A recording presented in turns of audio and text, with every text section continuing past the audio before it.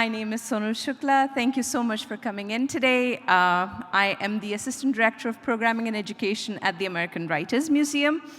Welcome to the American Writers Festival and to this event. In our next program, readers will encounter long-ago movie stars, a town full of dandelions, and math lessons from Siri.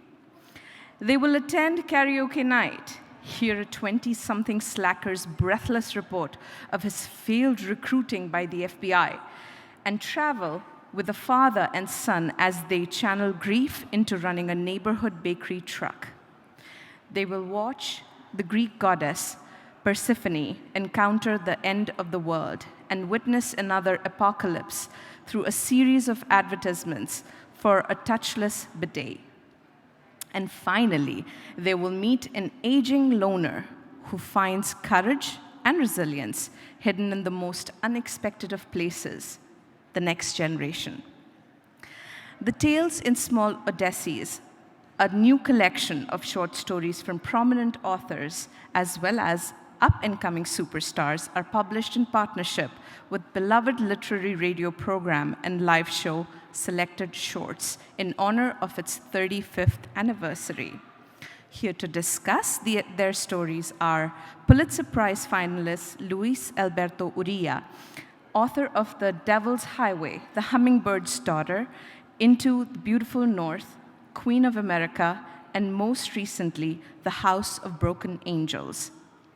Juan Martinez, author of short story collection Best Worst American, winner of the Newcomb Institute Literary Arts Award. Novelist and short story writer and teacher Jack Gems, author of total work of art, The Grip of It, and My Only Wife. Joe Menno, author of 7 novels and several short story collections. Please put your hands together for them.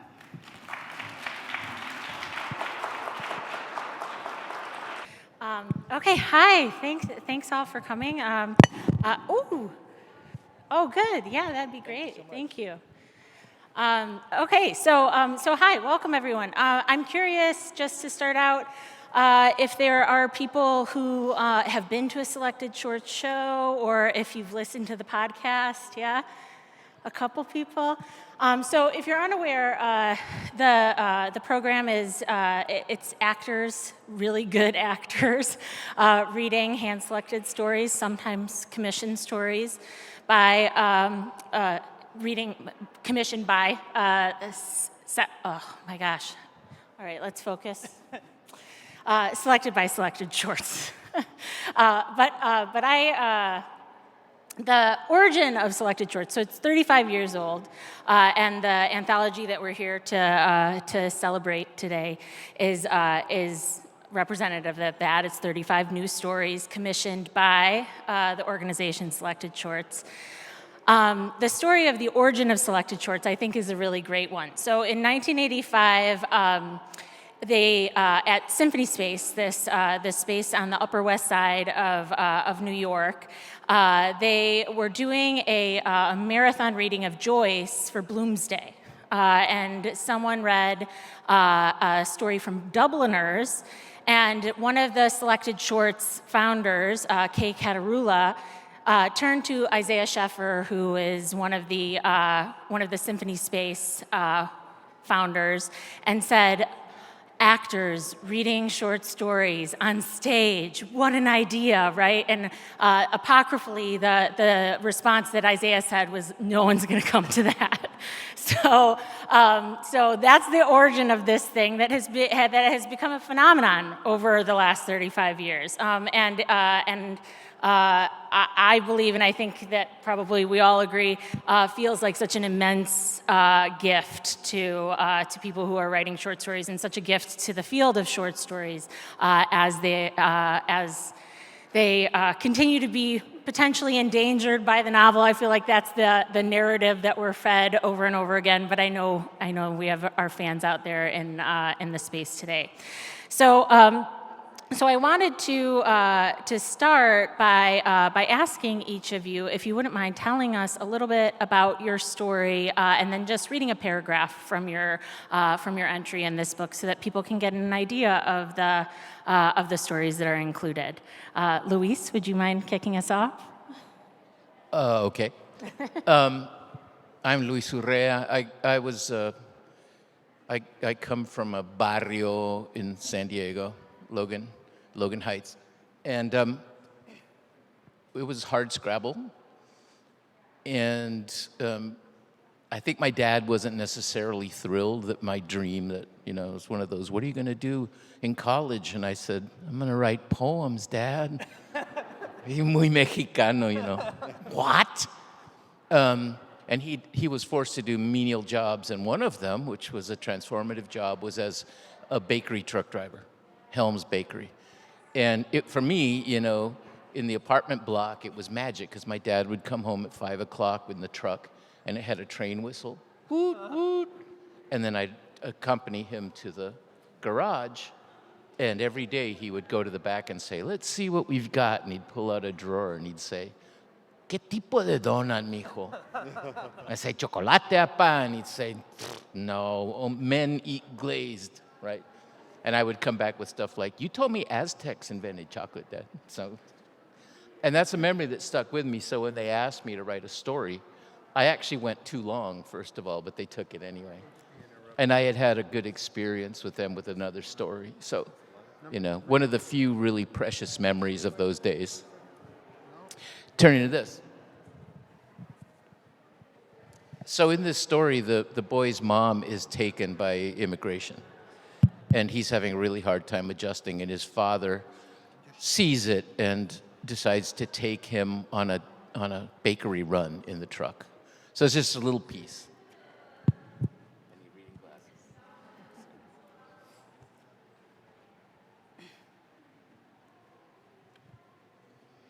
I didn't know the world was so big. It had pretty much been the walk to and from school, our alley, and some car trips to stores like Kresge's down National Avenue, which we had been going to that day when we had the car crash that destroyed our Ford. Ma, who did take the bus, took me to the zoo one time, took me downtown, where we walked all day looking at the boats down on the harbor. One time, Pa took me to a bowling alley, and we went to the Big Sky Drive-In. But now we rolled down to National City and into Chula Vista, into Pinoy Town, all the way out to Lemon Grove. He had an AM radio in there, and it was all Phil Rizzuto yapping about sports, and the old redhead, Arthur Godfrey, mumbling with people about things I didn't care about. There was no way Pa was going to tune it to KCBQ radio, because he was never going to allow the Beatles into his truck. Los Beatles, he said. In his transitional Spanish, he would say, ¿Qué tipo de hombres? What kind of men? Thank you so much. And the context is so nice, too. One of the lovely things about this anthology is that there are contributors' notes for each of the stories, so you get a little bit of insight into each of the stories that are included, too. Juan? Sure. I'm Juan Martinez. The story that is in here is called Cerati After Cerati. It was story about a Venezuelan Uber driver driving around Chicago, and it is also a ghost story. And the part that I'm going to read is the moment where he starts kind of realizing that he is inside a ghost story. But he doesn't quite get it till the end, because he's also busy driving in Chicago, and that takes a lot of concentration. Yes, and the story, I'll just read the paragraph. And then, also like Luis, I need reading glasses. But this is the year that I realized that I needed reading glasses. I just thought the quality of print all across every book ever had magically... Everything was really bad. It's like, I was like, oh, that's the supply chain, right? Like, the books get blurry. All right, so Cerati After Cerati. The name of the protagonist is Gustavo, and the name of his Uber customer is Patricia. He's dead, Patricia said. Gustavo didn't know if he believed her. The songs kept coming. Another solo song from an album that came out in 2014, the title a joke, if Patricia was telling the truth, Hora de relajarse. They passed Dulcelandia, the Mexican party supply store, the window display lit up, every piñata pressed against the window, ready to get out. They were close. The moment he dropped her off, there'd be someone else in wait, another stranger, another destination. He'd have to resurrect his imaginary son all over again.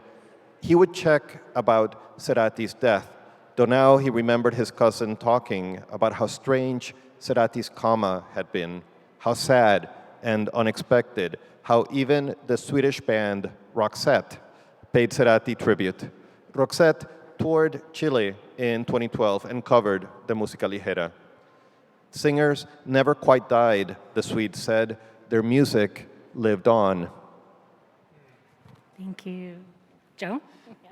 It's great to see everyone in a public space together, especially in this space. So thank you so much for showing up. We really appreciate it. And also, Jack Gems is much too humble and classy to admit that she has this phenomenal story in here as well, and you should definitely check it out. It's incredible. About 10 years ago, I had lost my friend Francesca in a bike accident off of Division and Western Avenue. And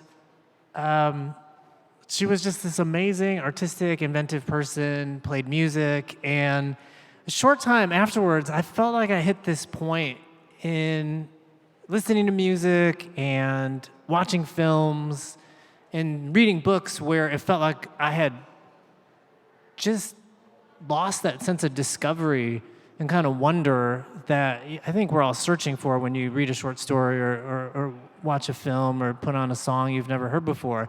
And just that feeling that, oh, this is just another remake, or this is a book that's been kind of retold 100 times, or this music sounds like it's from the 80s, that feeling maybe of having lived long enough to recognize the pattern of everything, but still that sense of hope that you have that you'll find something new. So this story is a second person story. So it's told in second person, and it's about a young woman who works at a bookstore over in Wicker Park, and that feeling of wanting to find something that gives you that sense of wonder again. So it's called Books You Read. Books you read last year were all bad. Are you getting older, or is the world just becoming less interesting? Books don't mean what they used to. You haven't found yourself enjoying one since 2012 when you read A Wrinkle in Time. You borrowed it from a girl you were babysitting and loved it so much you ended up stealing it, even though you know you're way too old. You're embarrassed how much you still love fantasy and YA. Something in your heart has stopped growing. You've become skinny now in all the wrong places. You work in a bookstore even though you don't enjoy reading. Nothing keeps you up late at night turning page after page anymore. Even Murakami has become familiar. Your bookstore sells used books. You purposefully missort the authors you admire, hoping to keep them secret for as long as possible. When it's not busy, you magic marker out the best parts. The scene where Franny faints, or Beloved climbing up out of the water, Scout finding the hidden objects inside the tree. Thank you.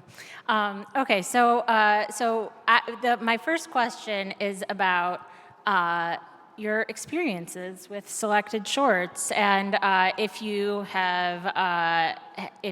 attended one of the readings of your work, if you've heard your work on the podcast, and if you can talk about that and what that experience was. So I'll just real briefly, when I was in graduate school, I worked at this flower shop over on North Avenue, and it was probably the greatest job I ever had in my life. Like, everybody loves, well, not everybody, but almost everybody loves to see the flower delivery person, and only like once out of 10 times were you there to deliver flowers for like an apology. You know what I mean? But the rest of the time, like, everyone loves seeing you and you're dropping off flowers. And every Saturday at 5 p.m., I'd be in the middle of, like, delivering flowers and selected shorts would come on. And I recall so specifically, like, being alone in this big van that was all banged up, full of flowers, and hearing these stories, you know, that were being performed by just these phenomenal actors, and just trying to, like, reconcile, like, what would it be like to have a story that's read by some amazing actor like that. And I think it was maybe about 10 or 15 years ago when Catherine from Selected Shorts reached out, and it felt like you had joined this incredibly exclusive club of not only writers you admired, but the actors as well. And the fact that Selected Shorts hasn't given up on the short story and sees it as valuable, as important as any other part of pop culture, it really means so much. So I've been very, very lucky in that I've had that happen to me 3 times. I've been in Selected Shorts times, counting this one. And the first one just came out of the blue. It was very, very strange. The story was like super short, and it's about somebody who's speaking in deliberately a fake accent and then starts singing Don Quixote at one point. That's like it's a very goofy story. And then I went to the Getty Center because I was a grad student in Las Vegas, and we could drive, and I said, like, oh my God, this is awesome. Especially seeing, like, somebody, like, doing a story that I never in my wildest dreams would imagine anybody performing. And then I said, like, no writer should ever be reading their own work ever. It should just be professionals who are really good at this. But the second time, it was a commissioned story. So I knew what I was in for. And this time I put in deliberately, like, 6 fake voices in the space of, like, 2 pages, because I was like, I'm just going to they can do it. They can do whatever they want. It was the actor Kristen Milioti, who's in Made for Love now. She's the actor in Made for Love. She was also the mom in How I Met Your Mom, I think. But so I did that, and I was like, she did an amazing job. And I was like, yes. And then that story became the title story of my book, and I then realized that I would have to start reading that story out loud. And I just shot myself in the foot, because it's like, I can do my accent, and that's it. Yeah. Oh, that's great. Luis? I used to live in the Rockies, and I always thought I was going to be a Westerner. Certainly not a Chicagoan. Been here 21 years, I guess I changed. But so I was hanging out with some Oglala guys, brothers, and I wanted to write a story to honor these guys, and one of them was named Mike Her Many Horses, which I thought was the best name I'd ever heard. So I wrote this story called Bid Farewell to Her Many Horses. And I had also read this article that talked about the favorite words of different cultures in literature, and it turns out that Americans we can't survive the beauty of the word home. That's our word. And so I was a jerk, really. I thought, I'm going to write a tearjerker and somehow end it with the word home. Let's see if it worked. And it got published in something. And then all of a sudden, Selected Shorts contacted me. And I thought, it worked. And they asked us to come. And my wife, Cindy, and I went to Symphony Space. And they were so kind. And Ted Marcoux, one of the Broadway actors, was reading it. And they were like, come backstage. And I was like, no, I'm Mr. Humble. And we sat there to watch. And Ted, apparently, when he heard we were there, he ran all the way around the theater to us. And I thought, oh, my God, this is a big deal, you know? And he read it, and I was dumbstruck. And then they did it again with another actor a year later. So that was my experience. It was just an unexpected ray of light. And when they wrote and said, you want to do a story for this, I said, yeah. I tried not to end it with the word home, though. That's fantastic. Yeah, there was a time, my first experiences with selected shorts was I was working at a software company and doing a lot of work that amounted to data entry, but it meant that I could just listen to podcasts all day, and I worked my way through all of the selected shorts recordings that I could, and I told my partner, I said, I could be perfectly happy for the rest of my life just doing this, I think. If it paid well enough, I feel like this could be it for me. Like, I'll just listen to short stories being read aloud. So, and then I remember that a former Chicagoan, Betsy Crane, Elizabeth Crane, I remember seeing that she was having a story read on selected shorts, and my mind blew up. I was like, someone I know is having a story on selected shorts? This is unreal. This is like, this is the pinnacle to me. So, so then when they reached out to me to ask to read one of my stories, I was like, how did you find me? I'm no one. Like the people whose stories you read are like these incredible, iconic writers. Like, you want my little dumb story about board game night? Like, I mean, it's such an exciting thing that they do, and then once they start working with you, it seems like they really like keep that relationship up and like continue fostering that those connections, which is such a rare thing, I think, sometimes, But Juan, I wanted to ask a follow-up question to Luis and Joe. One of my other questions had been, when you knew that your story for selected shorts was going to be read aloud, did you do anything different? And I love that you did, Juan. But Joe and Luis? No, but possibly because I started out as a theater major. Yeah. So I was just like, let's see you do your stuff, man, And he was fantastic. Yeah. So, it wasn't what it would have sounded like if I'd read it. Yeah. But that's what was so great. You may have had this experience too, though, that you hear every kind of flub you left in, or like, oh, man, are you kidding me? I wanted to stop and revise it one more time, Right.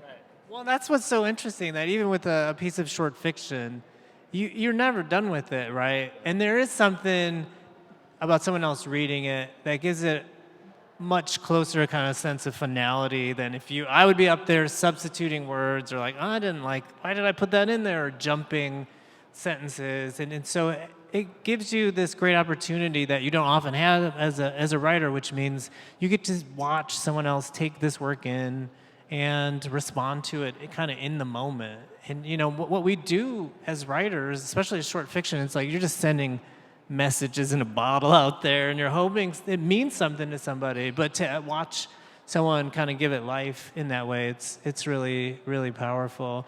I had this story that Michael Ian Black, the comedian, read a couple years ago, and he's so dry, and he just killed it. I knew if I read it, I would just be like, trying to lean into the laugh or whatever. And he was so dry, it was brilliant. And that's what, I don't know, I think to have that opportunity to see your work through someone else's eyes is such a gift.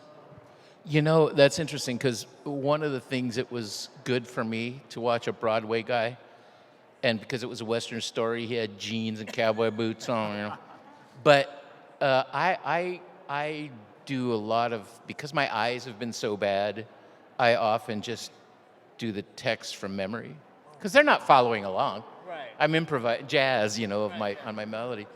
But to hear him embody the voices was kind of liberating for me, because I thought, oh, stop being a ham bone, You go to grad school and everybody reads in the poetry voice. And here was this guy just, giving life to these people. And so in a way, that helped me find my voice to this day, at least in performance. That's amazing. Yeah. Yeah, that was another one of my questions was, what was the experience of hearing your work read by someone else? Did you learn anything about your own work? I like the idea. I agree with the idea that you hear the flubs in someone else's voice, and you're like, oh, okay, that made sense to me, but it doesn't make sense when someone else is reading it. Or just the audience reaction, too, if there is a difference for you from when you read your work. I think for me, one of the many things that has felt so difficult over the last 2 years is like writing something and then sharing it with an audience live. Like that's always been the way that I feel like something is done and I can like move on. And whether it's a short story or reading parts of a novel, and not having that opportunity to like write something, put it out there and read it, it feels like a lot of the things I've worked on over the last couple of years are pretend or kind of make believe. And there's even just now, being able to talk about these stories, there's something about the recognition that the audience completes the work, or that turning it over to someone else's hands and saying like, okay, this is done, I'm ready to let this thing go, is really gratifying. Because otherwise I feel like just the way, I work as a writer, I would just be happy to like, oh, that didn't do what I wanted to, I'm gonna keep reworking it. And I think, having a famous actor like Joan Allen, this incredible actor, read one of my stories, and I was like, what am I ever gonna do? You know what I mean? Like, how am I gonna read that story in a different way? That's the story. That's like the historic record now. Like, move on, start another story, never touch that one again. Like that's retired. So it's a great feeling of kind of like finality that we don't often experience, I feel like. I don't think I have too much to add to that. I feel that's been one of the like really great surprises of selected shorts. It also, like for the one that we saw, I realized that the story that I wrote for this was actually one of these very Chicago stories that I've been writing. This story, I was obsessed with the Pulaski corridor. And so, like, I remember just like writing down the name of every like botanica and like every sort of like weird business that was just down there. And I had heard so much about Dulcelandia, like the piñata store, and I had not realized that it's not just like, oh, they sell piñatas. It's like, no, these piñatas are coming at you. There's like just a bunch of piñatas. So the feeling of realizing, oh, this story is very Chicago, and then hearing it in New York felt good, but also it's not the same. It also felt like, oh, this is like had written it partly as a ghost story that was set in Chicago for Chicagoans, I guess. That was But I'm glad it's out there for other people too. Like, yeah. What about for you? I was going to ask. The first story that I had read by them, Jordan Klepper from The Daily Show read it, and I didn't know the story was funny.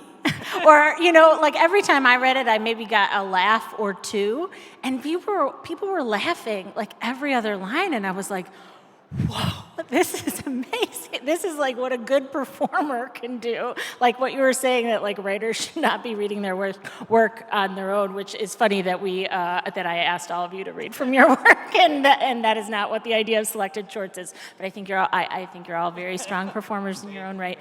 So that was really interesting and he read lines in ways that I hadn't heard them read in my mind, and so that was so interesting.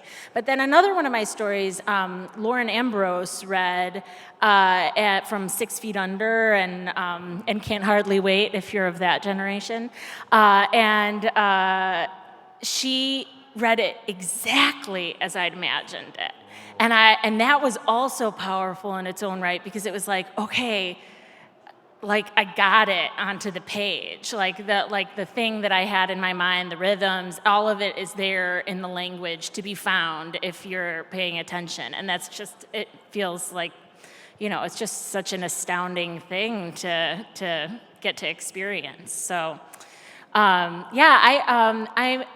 to kind of spin us out into the wider world of short stories, I'm wondering, I know that all of us write short stories and write novels as well, and I'm wondering what the short story means to you and where you think it's going. What does it hold for you that longer works don't? Oh yeah, you guys all look at me. All right. Dude, I'm a 60s kid, so the short story is the 45. And the novel is Tommy.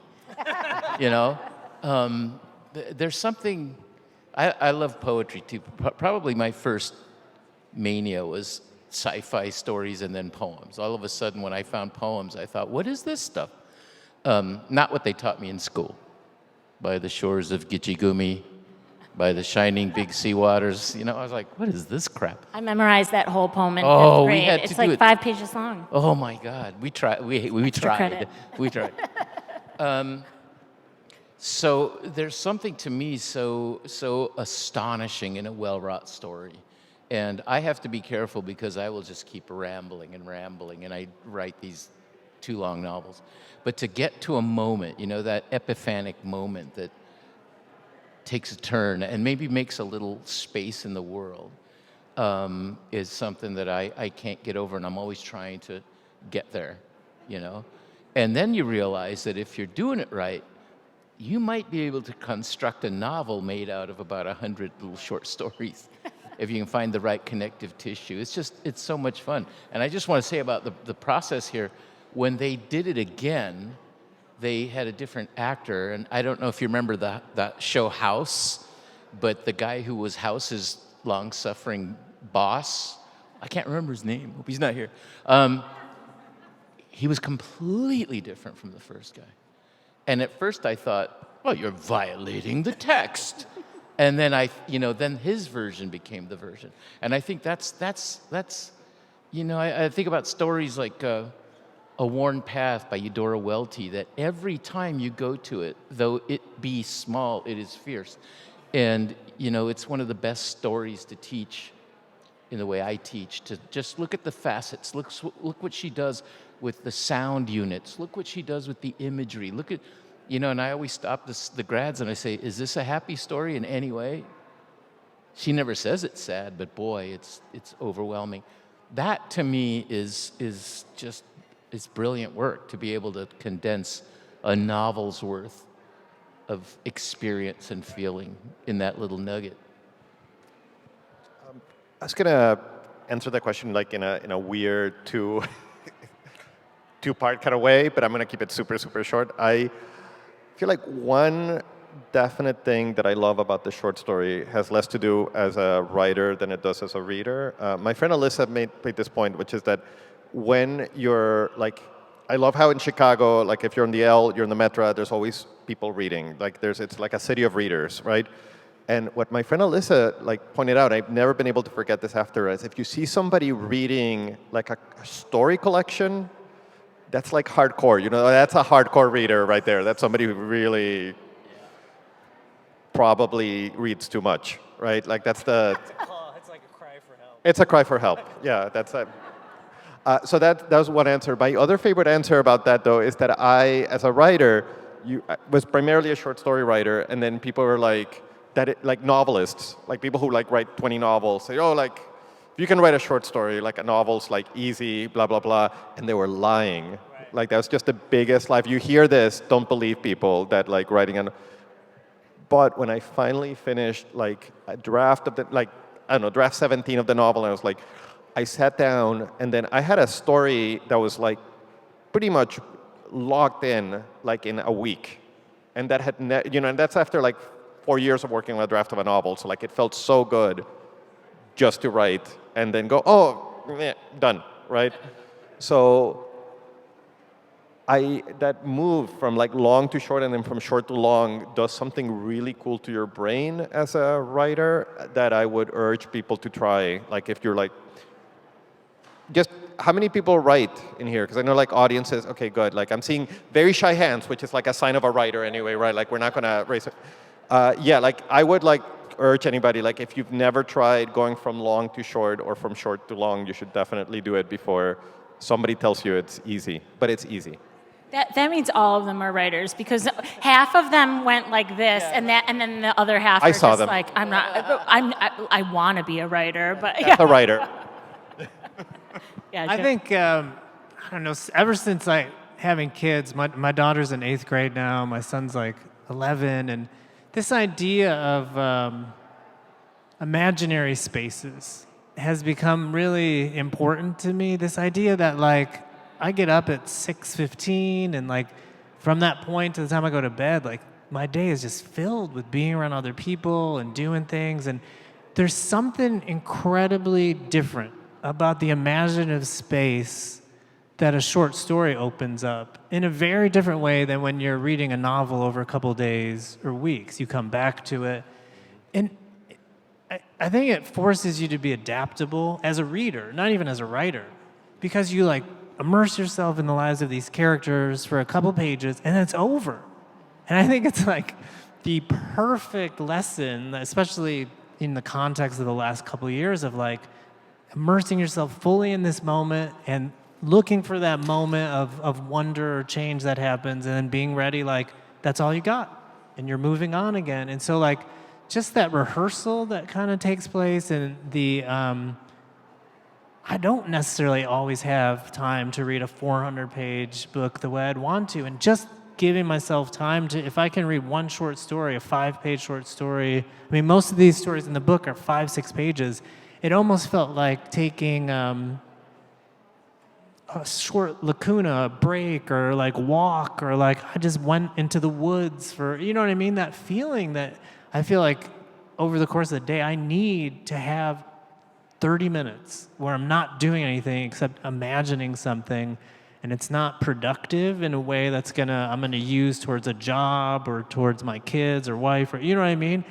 The sense that when you're a kid and used to doodle in school just for fun because it was imagination and play, there's something in that in a short story that feels very different than when you're kind of going through a novel. And I just recognize, like, I need that to just stay present in my life. Yeah, I feel like short stories, the economy of it is such a perfect miniaturization of that feeling of waking up to the thing that's been around you all the time, but you haven't noticed it. You know, that's like, I feel like that's the thing that short stories really can do for me in such a quick, easy way, is, you know, like you're given this thing and you're taught how to see it in this very contained little unit. And it's just, you know, and I mean, that's my favorite thing about being a writer on any scale, but the fact that that can happen in, you know, in a page sometimes, or 10 pages or whatever, you know, is just such a miracle. I'm wondering, so you mentioned Eudora Welty's A Worn Path, and I'm wondering if you have, what your stories are, you know, what your stories are that you return to, or that like change something for you, or I know we're all teachers too, so if there's the story that is your perfect teachable story. I have like one story that is almost like not even a story, and it's not even teachable, but it feels like such an encapsulation of the writing process that I give it to my students. And it's not technically not even a story, because then Kafka uses it as the preamble to the trial, but it's Before the Law, right? And if anybody, I'm not going to do it justice, but it's literally just somebody trying to get access to the law. And there's a gatekeeper, and the gatekeeper's saying, you can't come in. And then it says, well, maybe I can try. And it says, well, if you try it, there's going to be somebody else way more powerful behind me who's going to stand in front of another door. And if you think I'm scary, you should wait till you get a hold. So the guy just waits there forever. And the way the story ends is, says, you know, I've never seen anybody try to walk through this door. And what the gatekeeper says, oh, yeah, no, this door was meant only for you, and I am going to shut it now. And that's the story. And then I tell them, like, it's our jobs as writers to just, like, maybe not listen to the gatekeeper and just keep walking, even when somebody tells you that you're not, because it's, you know, that's your door. Nobody else is going to be walking through it. So it's not a teachable story. But and just realize it's kind of like it's a terrible thing to tell, like, very young people. I just said, like, you know, but that's the thing that I give them, that I mean, I love Kafka in general, but that particular 2-page thing always gets me. I think I have 2 really short ones, and one is The School by Donald Bartleby. Me too. And it's real quick. It's like 2.5 pages. And there's, I don't know, this feeling of like going to the circus or like going to a carnival where like how he moves. It's about this school where all the things in the school, these like pets. Did you say his name? Donald Barthelme. Yeah, Down Barthelme. Everybody keeps dying. Everything keeps like the plants in the classroom die, the hamster dies, like, and then but it gets like more and more serious and greater escalation as the story goes, and you can follow that. It almost feels mathematical, and then there's a point in the story where it just jumps the tracks entirely, and it's such an amazing feeling, and I think that's what I love about Donald Barthelme's work so much is he's like almost like an architect. And then there's a point where he's like, I just built this thing and now I'm gonna leap off the top of it. And it's the most, it just feels kind of revelatory and transcendent, that feeling. And I think that's what I'm always searching for in a story is like, what's the pattern and when does the pattern shift to something I didn't expect or, I couldn't have planned. And the second one is this older story, I think it's from 1922, Catherine Ann Porter's The Grave. Which is these two kids who are digging around in this graveyard where these coffins have been exhumed. And this brother and sister, and they're out hunting rabbits. And it's so quick. It's 3 pages. And it's a whole world, and you get their whole lives in these 3 pages. And I've read that story like hundreds of times, and I still don't know how she did this thing. And I think, Juan, this idea that like novels are more complex or more difficult, I believe the complete opposite. I think if you can do all of that in 3 pages and not 300, I think you're that great of an artist. So there's something about that story I just endlessly kind of return to, and it always feels like a discovery at the end. That's awesome. I also have 2 stories. One of them just because part of me's kind of punky. And, nowadays everybody has to hate Hemingway. And so I want them to read Hills Like White Elephants to find that somebody can write a story never saying what the story's about, and to your heart. And you also know that he's sympathetic to the woman. He was more complex than we think. Yeah. Good old, good old Dialogue, homeboy. all dialogue. But the one I find myself going back to a lot, I've realized about myself as a writer that I am fascinated by this sense of sacredness. Not religion, but things are sacred, and they're sacred to different people. Things are, for want of a better word. And so for me, it's Sonny's Blues by Baldwin. When I first read that story, I honestly gasped and might have even wept because I was like, how did you just do that? There's that moment that I won't go into, but it's incredible. So if you haven't read that, James Baldwin, Sonny's Blues is unbelievably moving and beautifully done. It's not sentimental, and then all of a sudden it kind of is. Yeah, just the final page of that. It's musical. It feels symphonic, and again, you're like, these are just words on a page. You have to like almost remind yourself, like, these are just words someone put down on a page. And you get so deeply wound into the lives of those 2 brothers. It's just incredible. It's beautiful. I love that. Sonny's Blues is Hannah Tinty, the editor of this anthology that we're all in. That's her touchstone too. Yeah, yeah.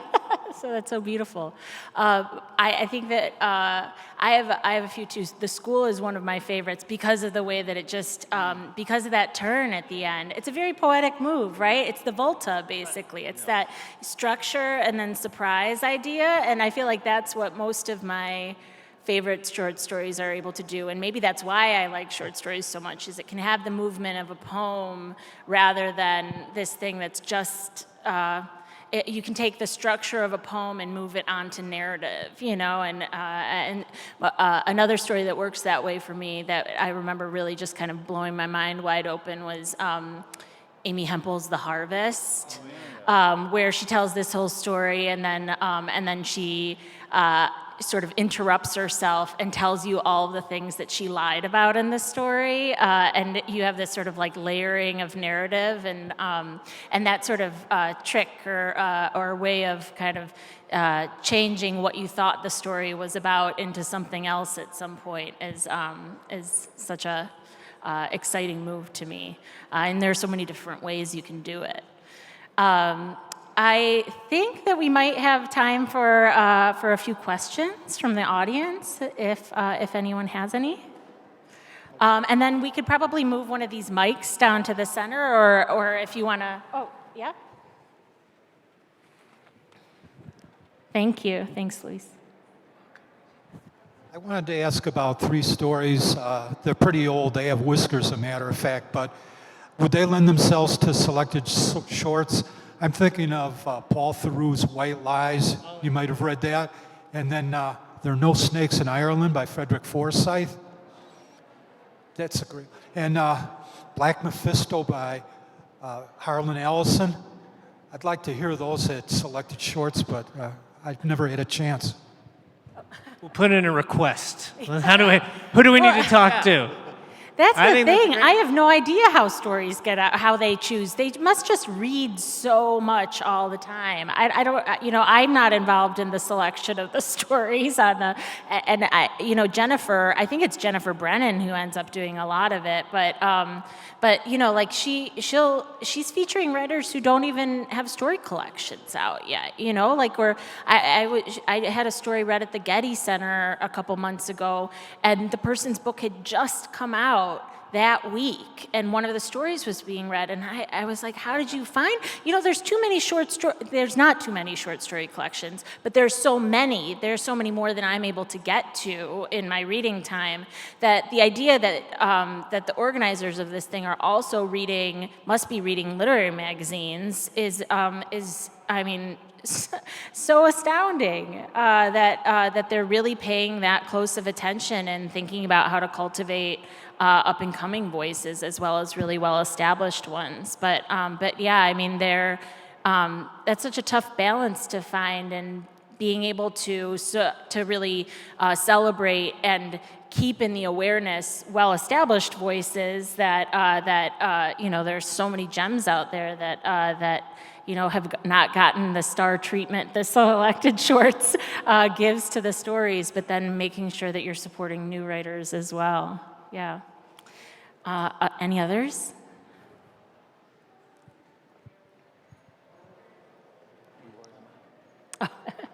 It's been a long day. I got here at 10:15 for Joy Harjo, so yeah, it was fantastic.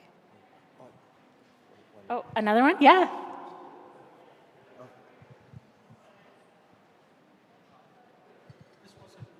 It wasn't written as a short story, but it's an embroidered account of Ben Hecht. He wrote it in Child of the Century. He goes out to Wheaton to cover a hanging, and it's a tremendous account. The reporters are betting on what steps the condemned is going to trip on the scaffold, and they're evaluating his last-minute conversion to Christianity. It could be a standalone great short story. I'm not familiar with that project. Any final questions? Okay, then I hope that you will join me in a healthy round of applause for the panelists today. Thanks so much, thank you all Jack. so much. Yeah, Jack, thank you so Jack. much. fantastic.